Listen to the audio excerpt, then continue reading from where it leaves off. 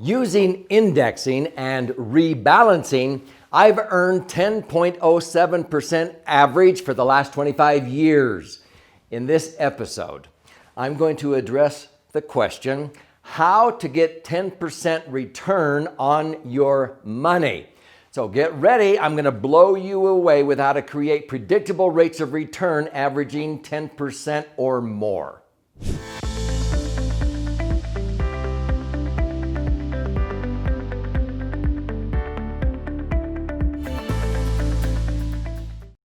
I'm Doug Andrew. I've been a financial strategist for north of 46 years, and I've helped many thousands of people who have read my books. I've authored 11 so far. I'm going to release a new book probably every year the rest of my life because I love to educate people. You're on this particular YouTube channel because you were interested in knowing how you could earn probably predictable rates of return around 10%. A lot of people go, no, I've never heard of that, or you're going to incur higher risks. I'm going to show you how I've been able to do that for the last 25 years with some of the lowest risk investments that are out there. So get ready because I want you to have some huge ahas, epiphanies, takeaways from what you're about to learn on how to create predictable rates of return averaging 10% or more by understanding indexing, which is a strategy, it's not a product, and also rebalancing. And you do that by using one of my favorite vehicles, maximum funded, indexed universal life insurance contracts that are structured primarily for living benefits, tax-free retirement income, not the death benefit as the primary purpose. Many insurance agents do not understand what I'm about to teach you. So to help you understand this concept, I like to use sort of the worst case scenario, probably the worst example or worst 10, 12-year period since the Great Depression. It is what is often referred to as the Great Recession. And it started around the year 2000, the turn of the century, 2001, because what happened September 11th of 2001? Yeah, two planes flew into two skyscrapers in New York, and all of a sudden people stopped flying, they stopped eating out, and we went into exactly what the terrorists wanted to accomplish, a recession. And so from 2001 to 2003, in 3 years, most Americans who have their money in the market, in traditional investments like IRAs and 401ks, they saw their retirement nest egg dwindle in value by 40%. Now, studies show that when the market starts to dive 10%, people get nervous. 20%, they get really worried. 30%, they get ready to bail. But if it goes down 40%, most Americans say, enough already, I want out. And so they sell low. That's when most of the investors are buying. They buy low. But most people, they just can't handle it. They get too emotionally involved. And so they sell low. And then they wait until the markets clear back up here again. And then they buy high. And then they sell low again. And that's why Dalbar, who's Dalbar? They study investor behavior. And they said that you can pluck 20-year periods out of any period of years since the Great Depression, 20 consecutive years. And generally, if you bought and held, you would average 9.14% if your money's in the market. But that's before tax. If you earned 9, you're only going to net about 6% because most people, when they take their money out, pay a tax, federal tax of 25, 30, 40%. And 41 out of 50 states has a state income tax. And so at least a third of it goes out the window in tax. So you're not netting 9. You earn 9, you're netting 6. If you had $1 million earning 9%, that's 90,000. If you pulled out that 90,000, you're only going to net 60,000 after paying taxes to buy gas and groceries and prescriptions and golf green fees and so forth. And so the fact of the matter is most people only earn 3.5%, to be precise, 3.49. And that's because Dalbar found out that people who had their money in the market were buying and selling at the wrong time. And so the average return was really only about 3.5%.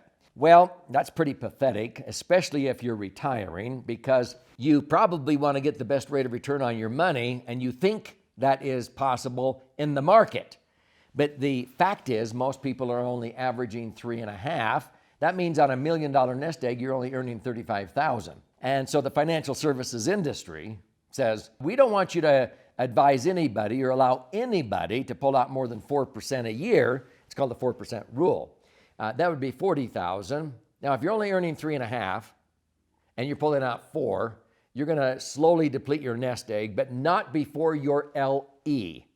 LE means life expectancy.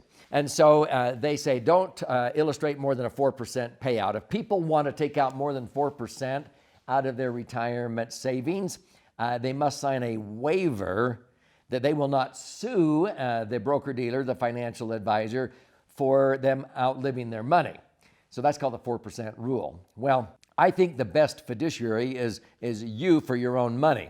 And when you have your money actually in a safe environment that's predictable, that will earn an average of 7 to 10% by using strategies I'm about to show you, $1 million nest egg can generate $70,000 to $100,000 a year of tax-free income. Let's say 8%. How much better is $80,000 than $40,000? It's twice as much money. It's 100% more. But if you're having to pay tax and you have to pay fees on that brokerage account, then you're not netting 40, you're only netting 20,000 after taxes and fees. So how much better is 80,000 than 20,000? It's 4 times as much. It's 400% more.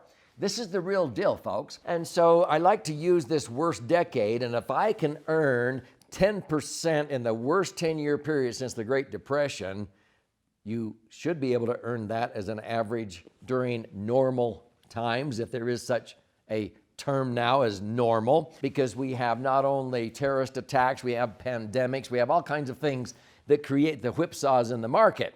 That actually is healthy for what I'm going to teach you here, because you don't need the market to keep going up to make money. All you need is the market to go up and down, up and down. It's like a person with a yo-yo, and we usually hope that the person with a yo-yo is walking up some stairs. Well, we found that in this worst decade, 2000 to 2010, even extending to 2012, which is how long it took for people to get back to break even, $1 million they started with in the year 2000. It dropped 40% twice in that decade, and it took until 2012 to come back to $1 million again. In that same 12-year period, strategies that I've employed allowed people to triple their money tax-free. If you do the math, $1 million would have been worth $3 million at the end of the same time period, where most Americans who have their money in the market were barely back to the $1 million they started with 12 years earlier. So this is how you do it, using indexing and rebalancing. So let me first make sure you understand indexing, at least in the basics. And if you want to learn more, there's other educational videos on this channel that will go into more depth. And then second, I'm going to explain what rebalancing is. So what's indexing 101? If I have, let's say, $1 million, to keep it simple, and you can extrapolate from this number, but if I have $1 million in my maximum funded indexed universal life insurance contract, it is safely tucked in the insurance company, earning their general account portfolio rate from them putting their billions and trillions of dollars into AAA and AA bonds and mortgages on skyscrapers and shopping buildings and all kinds of different things. But they only loan money about 50 or 60% loan to value. They're very conservative. That's why these multi-trillion dollar insurance companies have weathered the Great Depression with flying colors. There's never been a legal reserve insurance company ever go under or not honor legitimate claims and so forth. And so they put their money into these general account portfolio investments. And during high interest environments like the 1980s, I was earning between 11.75% and 15.5%. Because when interest rates are high for earning, they're high for borrowing. But the last 20 years, we've been in a low interest environment. And so their general account portfolio on bonds and mortgages has been averaging around 5%. So during that worst decade, they were earning 6%, and they needed one of those percentage points for them, for their profit. They're in business to make a profit, and the net is 5. So my $1 million is earning 5%. Now, I can just choose to take the 5%, and that's tax-free, whether the $50,000, 5% on $1 million, if I take it out, it's tax-free. If I leave it there, it compounds to bigger numbers, tax-free. Any year that I feel bullish about America, I can link the return they must pay me. They are contractually obligated to pay me whatever the index or indices that I choose that they offer. So let's use the S&P 500. If I link to the S&P, if the S&P goes up 10%, they have to pay me 10%. If it goes up 15, they have to pay me 15%. That'd be 150 grand. I actually earned 2 of the years 16%, 160,000. But there were times when it earned more than 16, but they had to cap me. Why?